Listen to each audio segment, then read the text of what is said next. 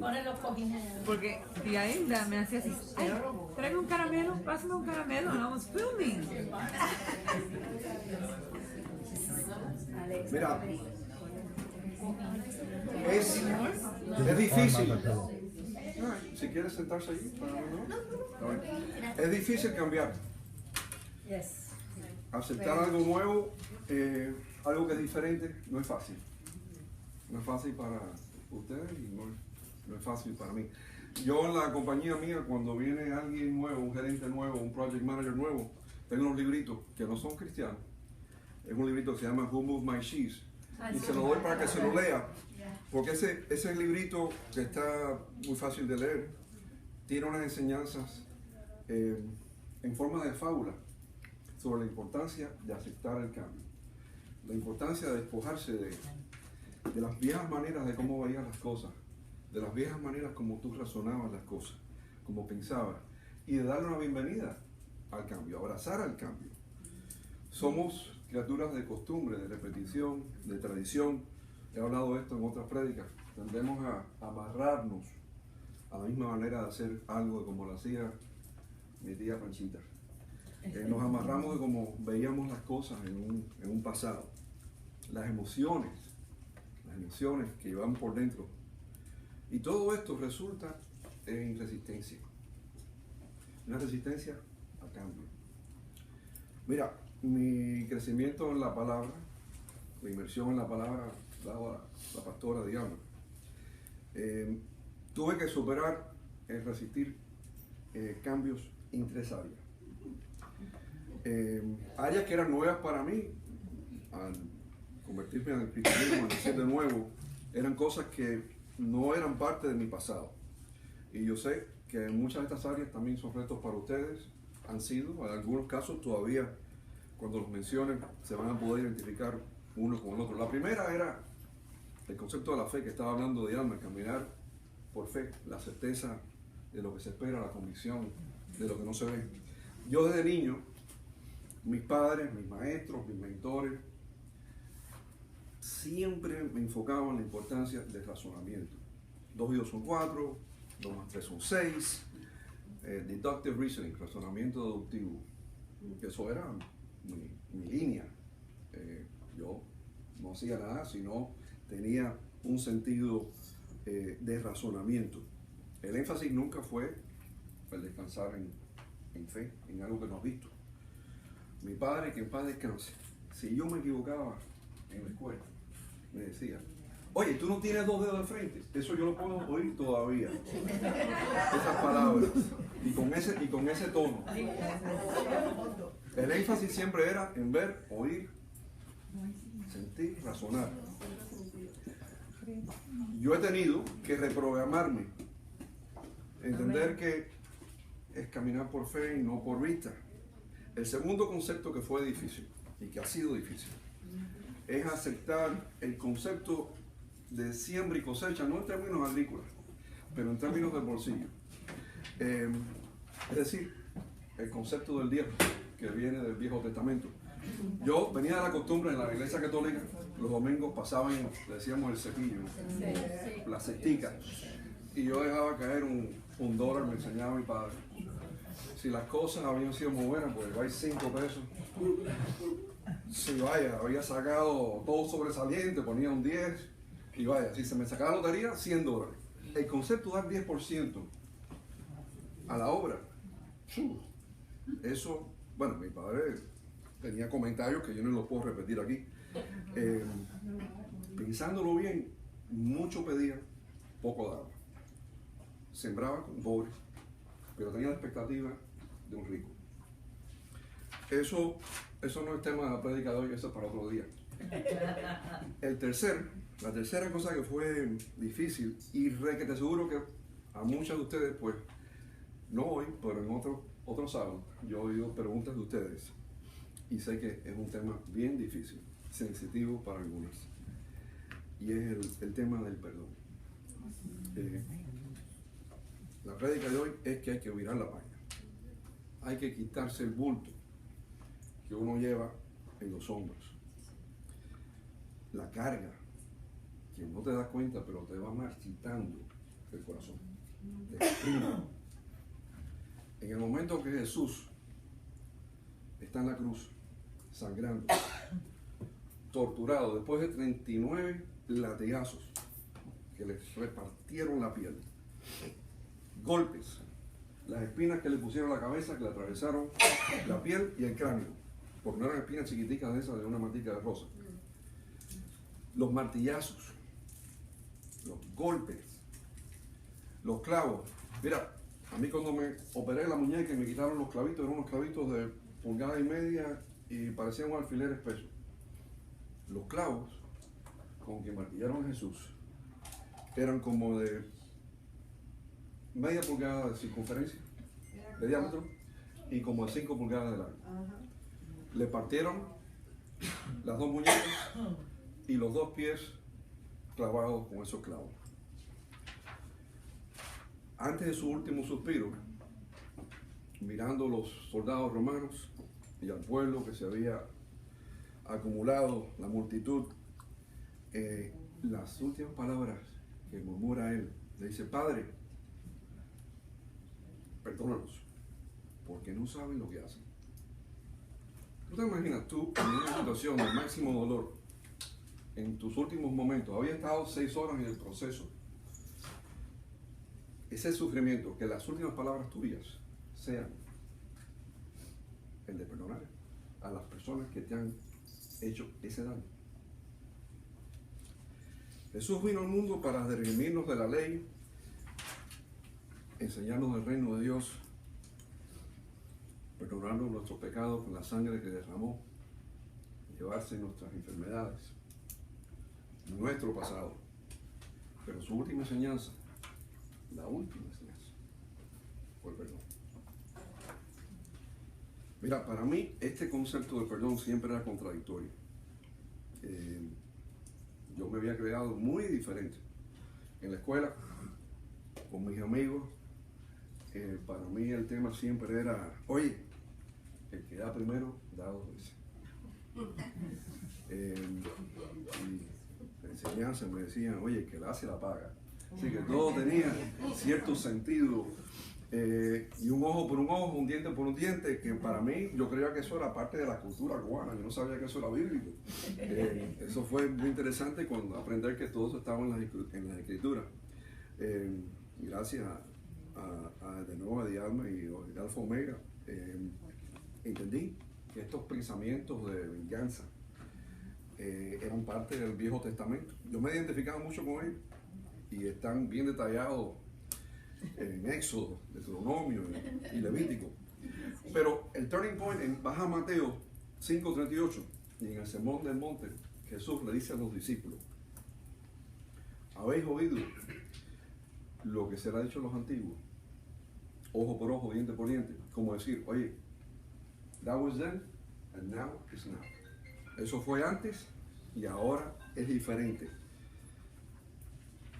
Él les dice: no resistéis al que es malo. Ante cualquiera que te hiera en la mejilla derecha, vuélvele también la otra. Eso es difícil para cualquiera de ustedes. Que te den un galletazo y que la miren. Wow, that's tough. Amad a vuestros enemigos. Bendecid a los que te maldicen. Eso también es bastante difícil, ¿eh? Saber que una persona es enemigo tuyo, te quiere hacer mal, y tú tienes que bendecirlo. Hacer bien a los que te aborrecen y orar por los que te ultrajan y persiguen. Ahora, este no es Willy. Esto no viene del vecino de la esquina, no viene de diablo, viene de Jesús. Y Jesús introduce una importante condición de la cual no se habla mucho. Dice: para que seas hijos de vuestro Padre que está en los cielos. Promesa y recompensa. Vuestro Padre que hace salir el sol sobre los malos y los buenos, que hace llover sobre los justos y los injustos. En otras palabras, Él no distingue. Él es misericordioso. Y Jesús nos dice que si tú perdonas, podrás ser hijo de Dios y recibir toda la autoridad, todas sus promesas, todas las riquezas que te tiene prometido. Y continúa la enseñanza porque te dice, oye, si tú solamente amas a las personas que te hacen el bien, what's in it? I mean, eso no es nada, eso es fácil. Si tú solamente eres cristiano y levantas los brazos aquí y hablas de Dios solamente aquí entre las amistades aquí, eso es fácil, hazlo afuera. Mira, yo sé que para muchos de ustedes, porque para mí también, esto es bien difícil.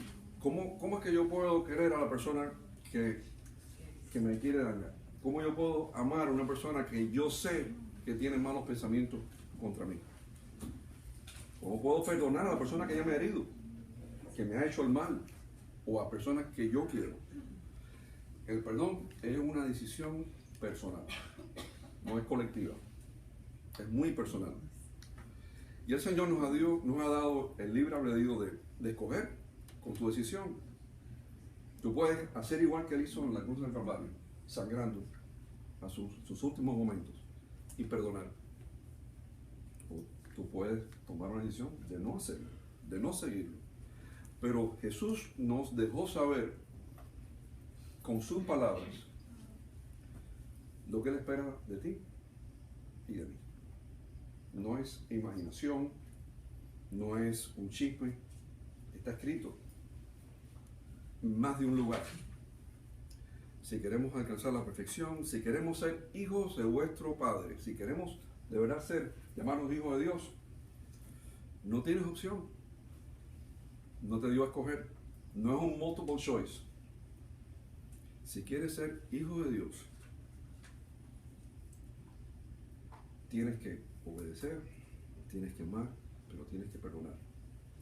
En Marcos 11, versículo 22, Jesús habla con autoridad a los discípulos. Ellos habían entrado en Jerusalén, y al entrar a Jerusalén, la higuera traiciona, engaña a Jesús, Él la maldice. Y cuando están saliendo de Jerusalén, los discípulos ven que la higuera está seca desde las raíces hasta arriba. Jesús les dice a los discípulos, perdona si tienes algo. Algo quiere decir ira, enfado, odio, rabia, malos sentimientos contra alguno, quiere decir contra cualquiera, para que también tu Padre en los cielos los perdone a vosotros vuestras ofensas. Y aquí está la condición, porque si vosotros no perdonáis, si tú no siembras perdón, tampoco vuestro Padre que está en los cielos perdonará vuestras ofensas. Mira, para mí esto es la wow. Yo no sé ustedes, pero si a mí me dan esta oferta, yo la firmo enseguida. Y me dicen, mis pecados, todos van a ser perdonados. Van a ser sin excepción. No dicen los pequeñitos, no, todos. Y la única condición que yo tengo que cumplir es que yo tengo que perdonar las ofensas de otros. Yo firmo enseguida. Y sin pregunta. ¿Ustedes aquí arriesgarían eso? Amén. Mira, el perdonar para el cristiano tiene tres facetas. Primero, tú estás perdonando a la persona o a personas que te han herido. El segundo, tú estás pidiendo perdón al Señor por falta de obediencia, por tener ese odio, por tener la falta de amor en tu corazón. Y el tercero, cuando tú perdonas, tú te estás perdonando, tú te estás limpiando, te estás liberando de toda esa carga que llegaba dentro de ti, que ni te dabas cuenta que la llevabas, pero la llevabas. Y con toda seguridad yo les puedo decir, no hay que ser un rocket scientist, no hay que ser un científico para poderles comprobar que es más fácil soltar que cargar. Es más fácil soltar lo que llevas contigo que ponértelo arriba. La ley de gravedad me enseña que mientras más peso tenga yo arriba, en mi espíritu, más lento, más limitado, más esclavizado soy. Y aunque sin fe es imposible agradar a Dios, la Escritura de hoy dice que sin perdón no somos hijos de Dios. Amén. Tú te puedes llamar cristiano, te puedes llamar lo que tú quieras.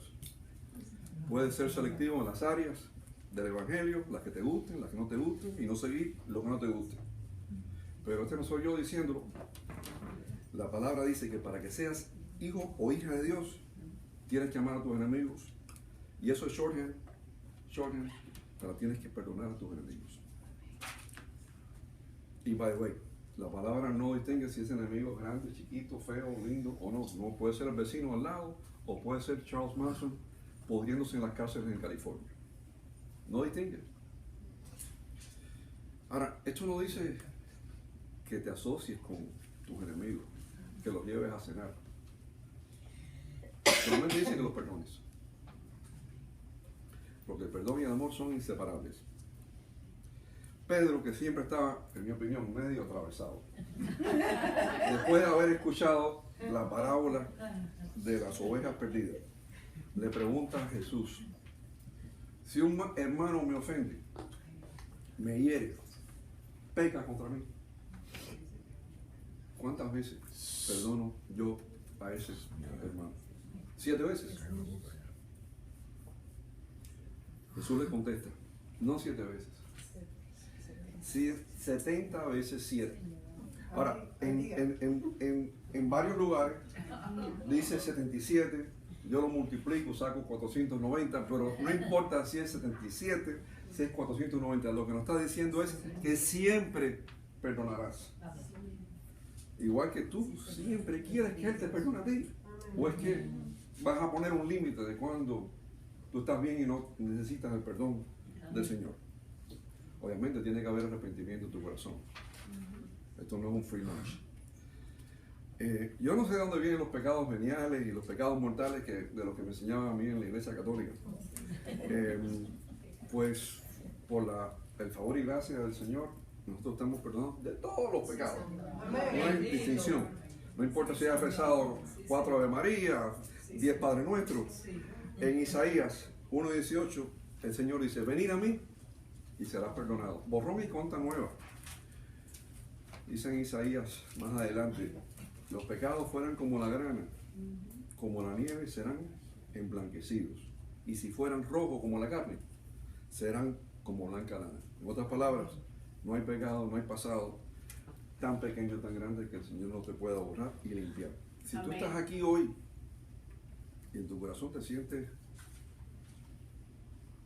que tú eres hija de Dios, que tienes un amor incondicional para el Señor, que eres coheredero con Jesús, hay que cumplir la condición del amor y el perdón.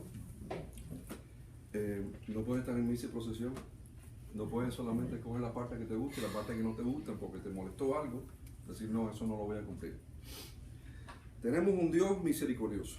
En Jeremías 31:34 dice: al que me conozca, desde el más pequeño hasta el más grande, yo le perdonaré sus iniquidades y nunca me recordaré de sus pecados.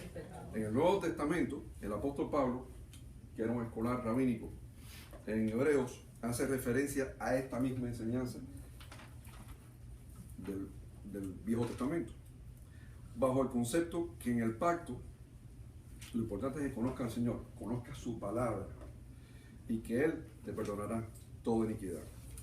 En el Viejo Testamento solo Jehová podía perdonar los pecados. Los pecados solamente los perdonaba Jehová.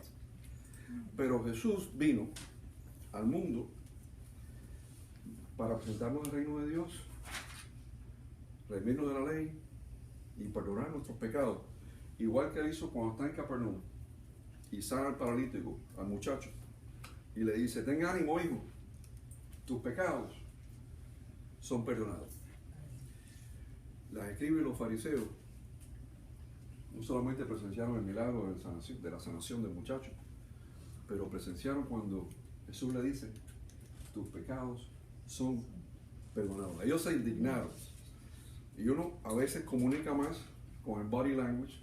Siempre, eso yo soy creyente de eso, que uno dice más con las expresiones en la cara y con los movimientos que a veces con las palabras. Y él, dándose cuenta lo que estaban pensando, se les vira y le dice: ¿qué es más fácil?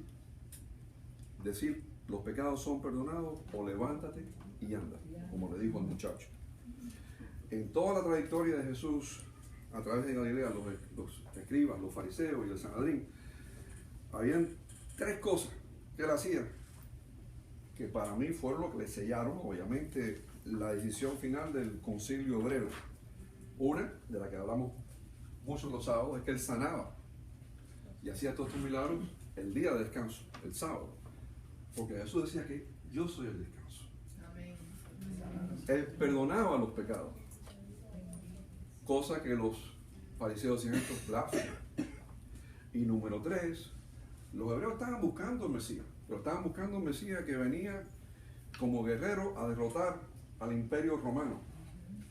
Y por eso que ellos tratan hasta de hacerle una trampa a Jesús. Cuando vienen y en Marcos le traen y le dicen, Jesús, está correcto, nosotros paguemos impuestos al imperio romano. Y Jesús le dice, tráiganme la moneda, denarios romanos. Y le pregunta a los fariseos, ¿cuál es la cara que está en la moneda? Y le dicen los fariseos, César. Y esa frase famosa le dice, devuélvale a César lo que es de César y a Dios lo que es de Dios. ¿Cuántos aquí son justificados? ¿Cuántos saben que son coherederos con Jesús? ¿Cuántos saben que tienen la misma autoridad que Jesús? ¿Cuántos saben que Dios le ha dado a ustedes la potestad de perdonar? De perdonar pecados. Esto no lo digo yo. Esto no lo dice Willy Bermello. Esto lo dice la palabra en Mateo 9, versículo 8. Si no te fue suficiente, en Marcos 2:10, en Lucas 5, 21, 24, que tienen la potestad, cada uno de nosotros, si recibiste al Señor, de perdonar pecados y ofensas de otros. ¿Tú te imaginas que en vez de perdonar, tú te lleves en tu vida rutinaria como una mochila que llevas contigo todas estas cargas de otras personas que te han hecho mal, que han pensado mal, que en una oportunidad de ayudarte no te ayudaron, y tú las vayas archivando en esa mochila año tras año? La mochila ya debe pesar como 150 libras, debe estar y que algo tan fácil que Dios te ha dado no lo usas, que solamente diciendo las palabras tus pecados son perdonados te puedes quitar esa carga. Solamente perdón. Mira, yo de niño mis padres me habían enseñado a rezar el Padre Nuestro cada vez que me iba a acostar por la noche. Yo no sabía que el Padre Nuestro era parte de la Biblia y nada de eso. Pero el Padre Nuestro que yo rezaba por la noche tenía una frase muy importante cuando decía, perdona nuestras deudas, como también nosotros hemos perdonado nuestros deudores. Yo lo que no sabía es que el versículo siguiente en la Biblia tenía algo muy importante, que no era parte del Padre Nuestro católico. Y más que casi nunca se menciona, pero wow, cuando tú lo lees, te lo pone todo en perspectiva. Porque dice, en el versículo después, pero si no perdonas a otros sus ofensas, tampoco tu Padre te perdonará a ti las tuyas. Si tú crees eso, ¿lo puedes creer? Amén. Tú puedes escoger. Puedes escoger seguir a Jesús o no seguirlo. Si tú estás aquí y tú has escogido seguir a Jesús, si tú dices que lo tienes en tu corazón, tú no puedes estar a medias. No puedes pick and choose. En Lucas dice claramente, capítulo 6, versículo 35. Amen, no amén. Amen a sus enemigos, háganle bien y denle prestado sin esperar nada a cambio. No juzguen, no se les juzgará. Perdonen y se les perdonará. Si tú aquí hoy estás aquí, puedes hacer eso. Tú puedes perdonar sin excepción cuando tú tienes un footnote. ¿Tienes alguna excepción? Entonces puedes perdonar. ¿Tú tienes a alguien? Estoy seguro que algunos de ustedes tienen a alguien o algo. Por las preguntas que hacen, yo sé que esto no es fácil. Y soltar las cosas que te han pasado en el pasado no es fácil. Alguien que te ha herido, a ti o a un ser querido.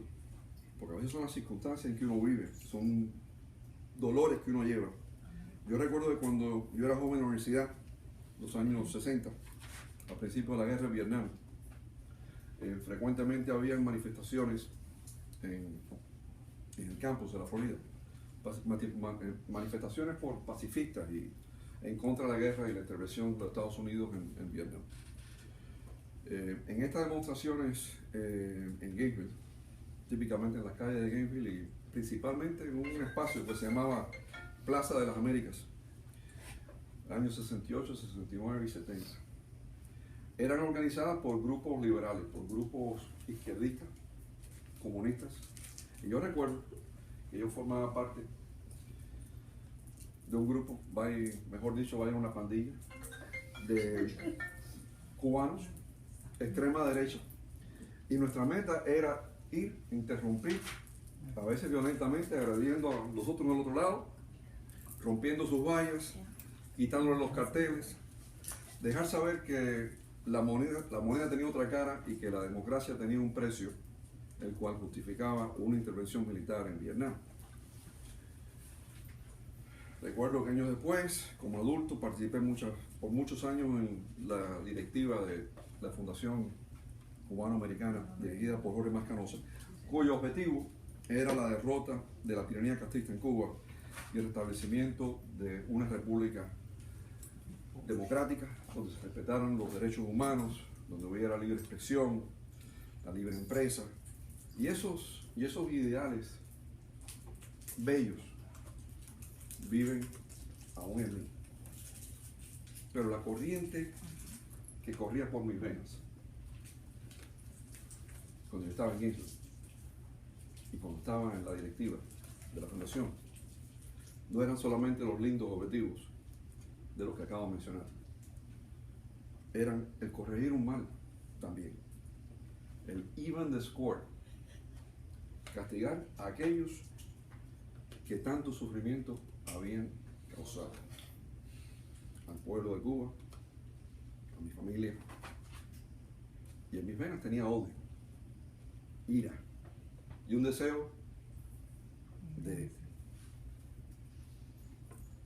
no sé, de ver que el otro lado se arrodillara, castigar a los culpables, cumplir la venganza de un pueblo encadenado, ojo por un ojo, diente por un diente. Lo que ha ocurrido en mí no es que hoy estoy más viejo que estoy más viejo. Y que con la edad haya moderado mis maneras de pensar. No es que haya tenido un cambio ideológico, geopolítico, como otros en Miami. Mi visión de una Cuba libre democrática es la misma que ayer. Lo que para mí ha cambiado es el camino. La meta de que en Cuba cada ciudadano, y cuando digo Cuba podría estar hablando de Venezuela, de otros países, pueda autodenominar su destino, elegir sus electos oficiales sin intervención del Estado, es la misma que ayer. Lo que para mí ha cambiado son las herramientas para llevar a cabo eso. El fin de que en Cuba todo niño y niña sea libre, sin consecuencia de que piense lo que exprese, donde la empresa privada pueda disfrutar, para mí es la misma que ayer. Lo que en mí ha cambiado es la decisión de a quién yo sigo. Y mi decisión es que yo sigo a un carpintero de Nazaret, que se llama Jesús, y que tiene como su doctrina el perdón. Muchos, casi una mayoría, ven el perdón como debilidad y erróneamente como falta de coraje. Una mentalidad colectiva puede llevar a uno a las más bajas emociones, como leemos y vemos en películas, linchamientos, El otro día estaba leyendo, eso está el artículo, salió en el Miami Herald, el nuevo Herald, de un linchamiento en Venezuela. Horrible. Un muchacho de 25 años lo mata un delincuente. La familia del muchacho que han matado, obviamente con el odio, la venganza, castigar al delincuente que ha matado, que ha cometido ese homicidio. Van a casa del muchacho sabiendo dónde vivía, entran a la casa, sacan, le entran a golpe, le dan un tiro en la cabeza y después lo queman. Y después se dan cuenta que el que habían matado era el hermano de 15 años. Cuando Jesús regresa del Monte Olivos a los fariseos, lo tratan de atrapar una vez más. Eran sneaky devils estos fariseos, yo les digo. Estos tipos siempre tenían algo escondido. Y con el ejemplo de poder mostrarle que él nunca seguía las leyes. Y le traen una mujer que la habían sorprendido en adulterio. Esta es una historia que yo sé que a ustedes le causan varios comentarios. Y piensan, wow, qué double standard. Y al tío que estaba con ella, ¿qué le pasa? A ese no da en justicia. Pero Jesús siempre enseñaba y predicaba en el contexto de aquellas personas que estaban at risk, de aquellas personas que estaban en una situación de la mujer, el anciano, el pobre, los ciegos, los que están enfermos. Y Jesús le dice a los fariseos y a los escribas que estaban presentes, el que vosotros esté sin pecado, sea el primero en arrojar la piedra contra ella. En cubano el dicho sería, si vives en casa con un techo de cristal, no puedes tirar piedra. Hay un dicho que no es cristiano. Esto no está en la Biblia en ningún lado. Pero yo creo que es importante y tiene sentido en la prédica de hoy. Y dice, el primero en perdonar es el más valiente. Y el primero en olvidar es el más feliz. Es difícil cambiar. Pero la decisión es tuya. Y nunca es muy tarde. Hay tantas veces que las personas llevan un dolor toda su vida y esperan a lo último. A los últimos respiros para recordarse de algo que llevaban en su corazón. Problemas con un hermano, un hijo, un padre que había abandonado a su familia. La decisión esa de perdonar es tuya. Y es más fácil, mucho más fácil que vivir con el dolor. Yo recuerdo que mi padre y su hermano, eran dos hermanos, no se hablaron por más de 30 años por el tema de Cuba. Él aquí y allá pensaban diferente. ¿Qué cosa más estúpida? Más de 30 años. En la historia de José, en Génesis, sus 11 hermanos tratan de matarlo. Lo tratan de matar. Lo dejaron en el hueco, pero era para que subieran. Y engañarle con el padre que se lo había comido un tigre. ¿Y qué es lo que hace José al final de la jornada? No solamente los perdona, les salva la vida. En Éxodo 23 dice el Señor, yo seré enemigo de tus enemigos y afligiré a los que te afligen. En otras palabras, déjamelo a mí. Amén. Déjamelo a mí. Descansa en mí. Si tú estás aquí hoy y tu alma no está blanca como la nieve, has tratado de cambiar, de ir a renglón del perdón, pero te ha sido difícil. Tienes un footnote en tu vida. Tienes una excepción en tu corazón, la cual no has podido soltar. Y has estado cerca, pero no te has podido quitar esa carga. Si estás aquí y tienes algo, te voy a pedir que te levantes y yo voy a decir una oración de Romanos capítulo 12. Si tú estás perfectamente, no te levantes. Yo lo voy a decir porque estoy parado y yo todavía tengo cositas adentro, así que yo la voy a decir. Yo la necesito. Si tú no la necesitas, no te levantes. Y díganlo, si quieren lo pueden decir conmigo. No. Sí. Pregunta, hay una pregunta. Ok, si una persona te ha hecho algún tipo de de que te ha herido con algo, ¿no? Sí.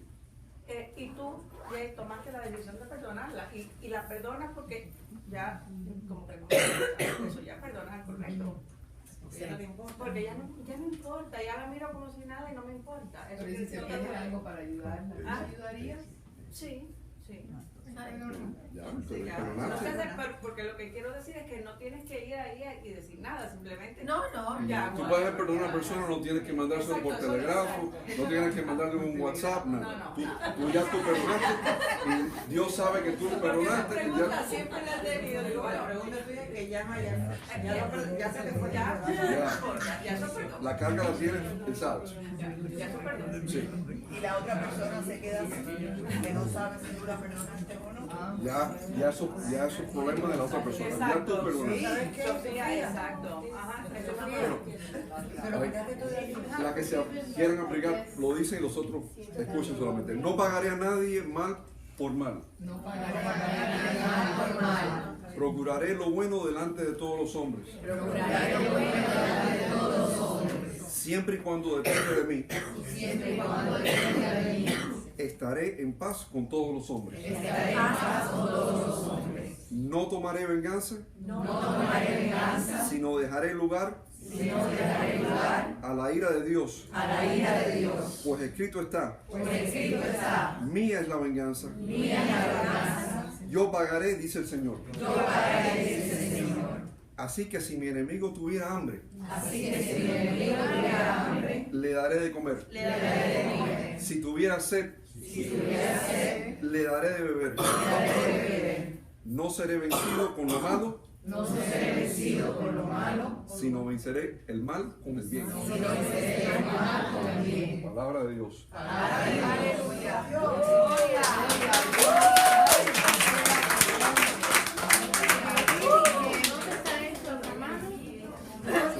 Romanos,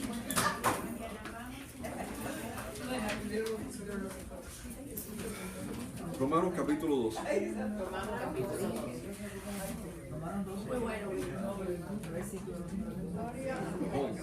Read the whole.